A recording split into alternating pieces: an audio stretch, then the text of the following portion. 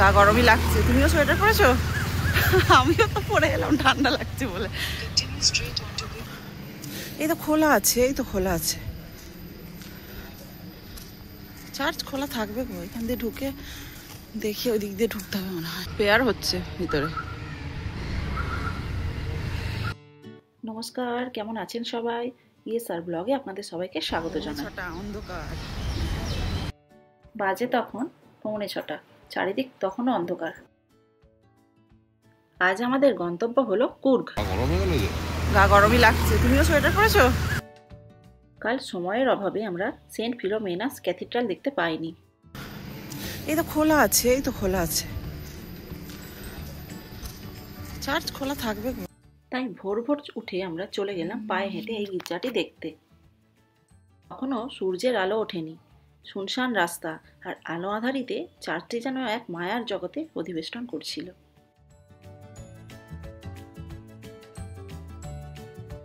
Prayer হচ্ছে ভিতরে। আমরা যখন চার্চে পৌঁছালাম তখন বাজে সকাল 6টা। তখন প্রেয়ার শুরু হয়ে গিয়েছিল। জানি না কত সকাল থেকে প্রেয়ার শুরু হয়েছিল। চার্চের ভবনটি মধ্যপ্রাচ্যের গঠনশৈলীর নিয়ম মেনে তৈরি।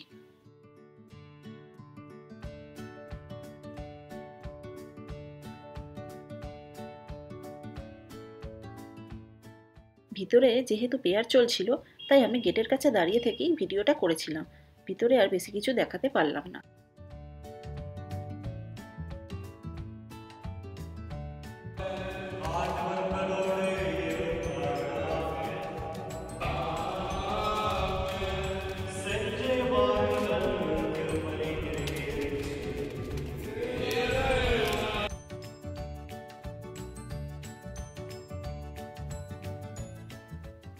এই দাদাটি চার্চে প্রেয়ারের জন্য এসেছিলেন।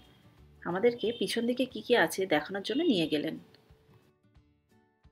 পিছন দিকে ছিল একটা স্কুল আর একটা আশ্রম।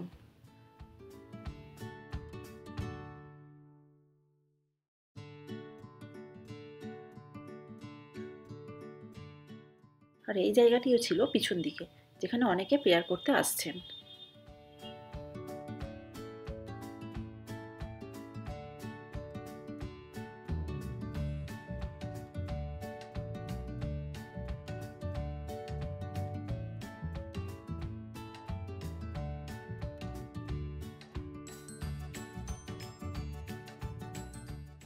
চার্চটা সত্যিই অপূর্ব সুন্দর। চার্চ দেখে আমরা হোটেলে ফিরে এলাম। সব জায়গায় তুমি হেঁটে হেঁটে ঘুরে নাও যে, তা নেই। হাঁটলে জায়গা চেনাও যায়। গাড়িতে সারাদিন ঘুরেও একটা রাস্তা চিনতে পারবো না। হাঁটলাম ব্যাস দিব্যি চলে যাচ্ছি। এই যে ফাঁকা রাস্তাটা এটা কেউ দেখাতে পারবে না, তা পারবে না। হোটেলে ফিরে আমরা ফ্রেশ হয়ে রেডি হয়ে নিলাম বাস ধরার জন্য।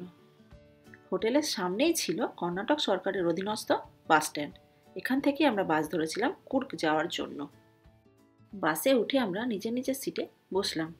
বাসের টাইমিং কেএসআরটিসির অ্যাপস থেকে চেক করা যায়, এমনকি টিকিটও কাটা যায় ওখান থেকেই। এই গাছগুলি হলো গোলমরিচের গাছ।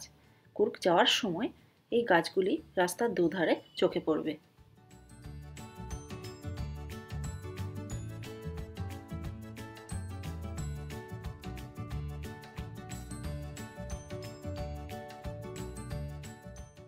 কুর্গে বেশিরভাগ বাড়ির ছাদ টালির তৈরি।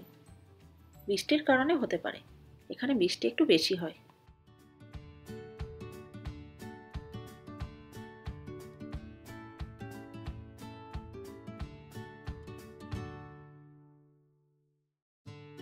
বাস স্ট্যান্ডে নেমে ওর খিদে পেয়ে গিয়েছিল, তাই একটু খাচ্ছে।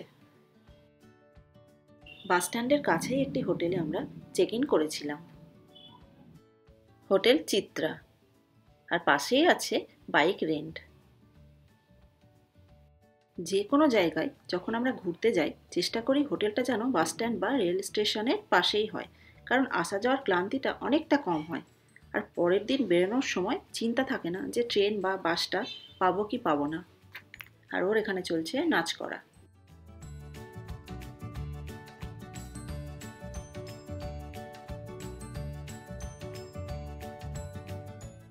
সামনে একটা বড় আয়না পেয়েছে, তাই এত ওর আনন্দ।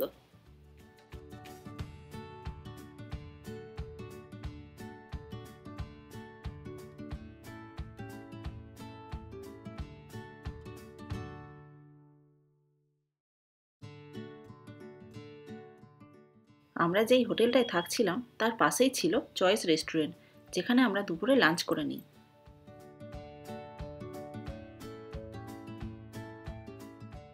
হোটেলের পিছনেই দেখা যাচ্ছে হোটেল চিত্রা। হোটেলে নিচেতেও বসার জায়গা আছে, এমনকি ওপরেও বসার জায়গা আছে। আমরা ওপরেই বসেছিলাম।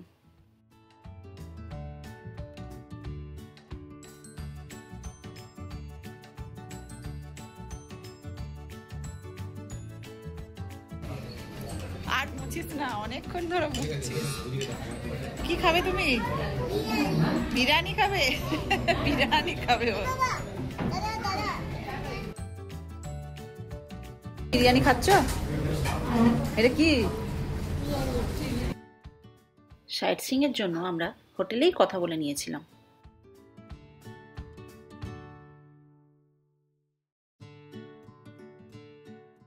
লাঞ্চ সেরে আমরা মার্কেটটা ঘুরে দেখার জন্য বেরিয়েছিলাম। চোখে পড়লো পান, সেখানে আমার বর পান খেতে চাইলো। এটাই মার্কেটটা ঘুরে নিয়েছিলাম। ছোট শহর, বেশি সময় লাগবে না। দেখলাম কুর্গের এলাচ কোঅপারেটিভ মার্কেটিং সোসাইটি।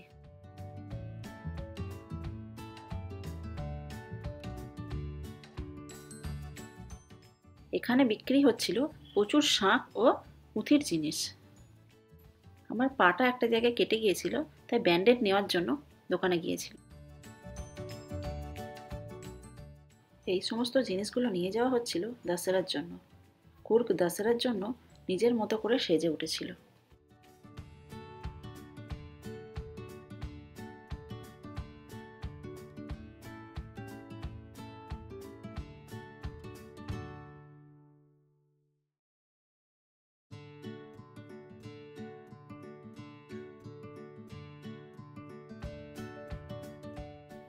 এটাই হচ্ছে মাডিকেরি বাস স্ট্যান্ড। এখানেই আমরা নেমেছিলাম। কয়েকটা জায়গায় সাইট সিইং এর জন্য খোঁজ নেওয়া হলো, কিন্তু দেখা গেল হোটেলের রেটটাই ঠিক ছিল। এই রঙের নারিকেল আমাদের ওদিকে দেখাই যায় না।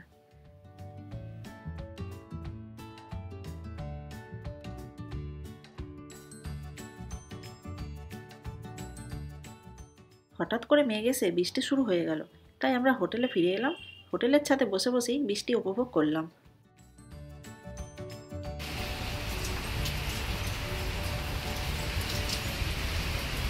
কুর্গে কী দেখলাম সেসব থাকবে পরের ভিডিওতে। আজকের ভিডিওটি এই পর্যন্তই। দেখা হবে অন্য একটি ভিডিওতে।